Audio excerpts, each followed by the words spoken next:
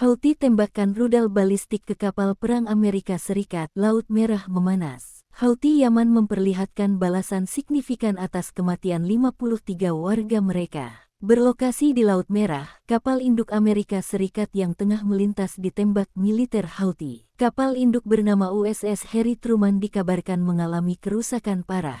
Juru bicara Houthi mengklaim setidaknya 4 kali serangan telah dilancarkan ke kapal induk AS dalam 72 jam terakhir. Adapun serangan ini dilakukan Houthi dengan menggunakan pesawat tak berawak serta rudal balistik hipersonik yang memiliki jangkauan 2150 km.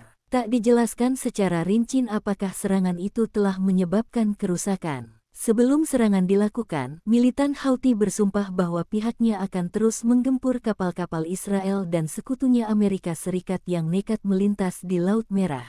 Dalam pidato yang disiarkan televisi, pemimpin Houthi Abdul Malik Al-Houthi menyerukan unjuk rasa perlawanan sejuta orang di seluruh wilayah yang dikuasai. Houthi berdalih serangan dilakukan sebagai bentuk balasan atas agresi berbahaya Amerika Serikat di ibu kota Yaman, Sana serta sejumlah wilayah Yaman lainnya, seperti Provinsi Utara Saada dan Hajah. Imbas serangan mematikan yang dilakukan Amerika Serikat, 53 orang di Yaman dilaporkan tewas, termasuk diantaranya 5 anak-anak dan 2 wanita. Sedangkan korban luka-luka melonjak hingga 98 orang. Alasan tersebut yang membuat Houthi meradang, hingga kelompok militan Yaman ini menyatakan tak akan tinggal diam dan bersumpah membalas serangan Amerika Serikat. Houthi, yang didukung Iran, mengancam akan terus memperluas agresi jika Amerika Serikat kembali melakukan konfrontasi berkelanjutan. Sementara itu pihak pejabat militer Amerika Serikat hingga kini belum memberikan komentar apapun mengenai klaim tersebut.